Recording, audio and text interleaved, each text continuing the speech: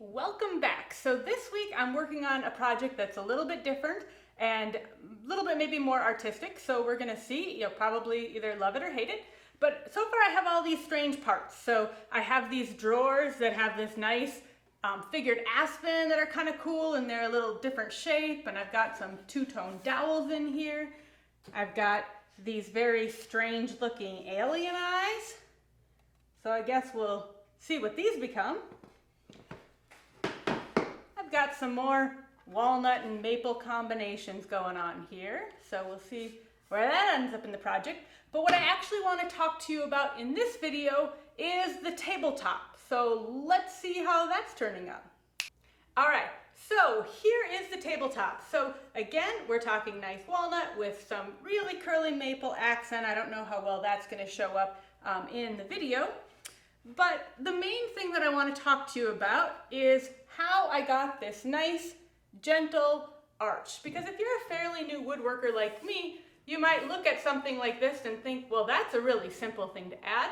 And arches are definitely not that simple, and my first attempt didn't go great. I've done a lot of smaller arches before, but getting this long, gentle that I wanted to be totally perfect was definitely a challenge. So I'm hoping that my failures and eventual success might help you to be able to be successful. I also added a little bit of makeshift C-channel to the back because this is not actually going to be really attached to anything, so I wanted to make sure that it keeps some extra strength and stability. So I hope that you enjoy this video, and I hope you follow along as I complete this project. So let's get building. My local lumber store offers several different types of walnut, and I selected the least expensive stuff. So it was really twisted up and in pretty terrible shape.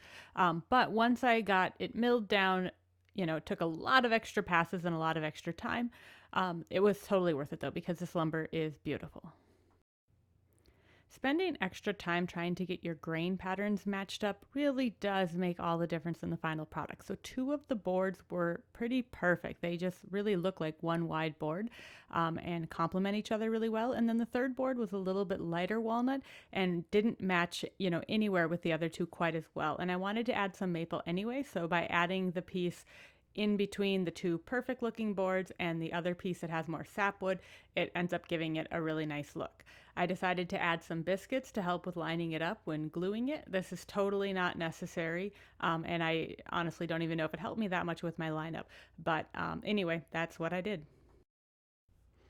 I opted for the dark glue, and this is certainly not necessary and probably doesn't really make a difference, but I really wanted to make sure that those 2 walnut boards looked absolutely as close to being one board as I could get them to be.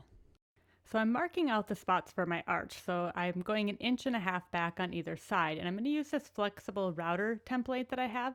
And I obviously don't want to screw it to the tabletop, so I thought I would just clamp it along my reference points and draw out the arch. And that actually worked fairly well for drawing a line, but then I tried to cut it with my really ancient, really poor quality jigsaw, and it was jumping all over the place. And even when I tried to sand it out at the end, if you looked at it, from just the right side angle, it still just had this wave to it. So there was just no way to cut it well enough.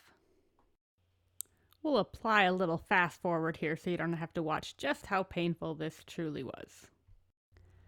So plan B was to make a template on some thin plywood, and I was going to use the router guide and actually screw in every spot, and then I was going to trim it on the bandsaw first and then flush trim it perfectly at the router table.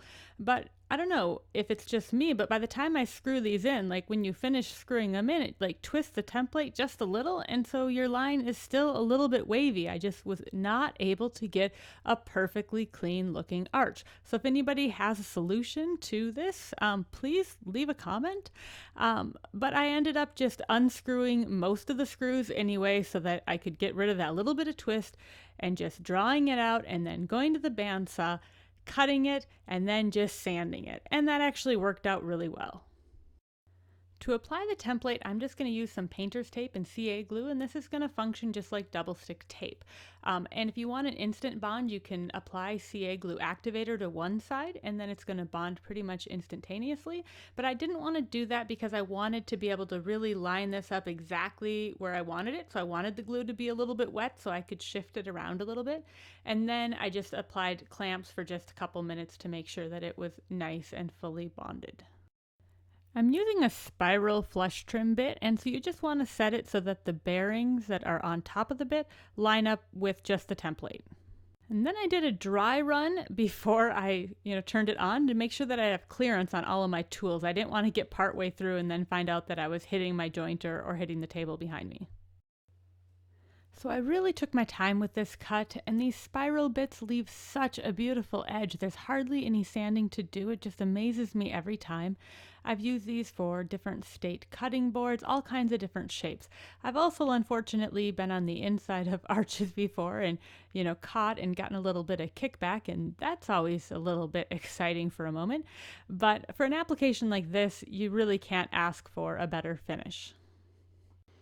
Next, I switched out my bit and I added a really nice big deep round over to the bottom of the tabletop, and then I just did an 1/8 inch round over to the top of the tabletop. You certainly don't need a router table in order to accomplish this. A handheld router would work just as well for any of these cuts. This tabletop is going to be a lift top style, so it's not actually going to be attached to any kind of frame. So I wanted to add a little bit of strength and stability to it by adding some C-channel. And if you have a mobile base, wheeled base in your shop, you might recognize these parts. These were an extension kit from one of those mobile bases that I no longer have. So I decided that it would work just fine to use this as a little bit of C-channel. And the holes are a lot bigger than the screws that I'm going to use, so there's plenty of room for wood expansion. A handheld router would have worked better for this. I don't know why I decided that I would use my little circular saw. I think it's because I saw that the track was thin, and I thought that I would need just a thin little line. I ended up needing a couple thicknesses anyway, so an 1/8 inch router bit would have been just as effective. But I'm just using my little makeshift track saw kind of thing here. It's just kind of a guide for the circular saw. And then I'm going to just drop it in, so obviously I'm not cutting all the way through. And it worked fine, but like I said, a little router would have been a better choice here.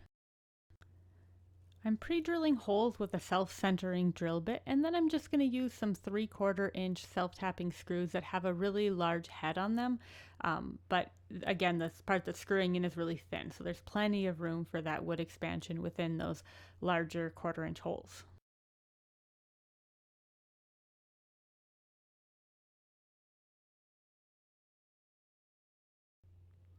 I really like the finish that a sprayer can give, and I don't have a nice HPLP sprayer, so I'm just going to use rattle can lacquer on this, and I'm going to do several coats, and you'll notice that I'm putting it on my trash can, and my trash can is on wheels, so this actually works out really well. I use it more often than I probably should, but I'm able to spin it around and get a really nice finish.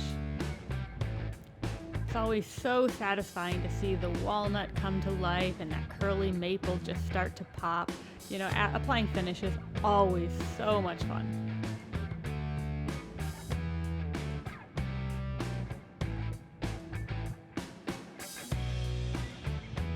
I hope you enjoyed this video. If you do, please like and subscribe and follow along with the rest of this project.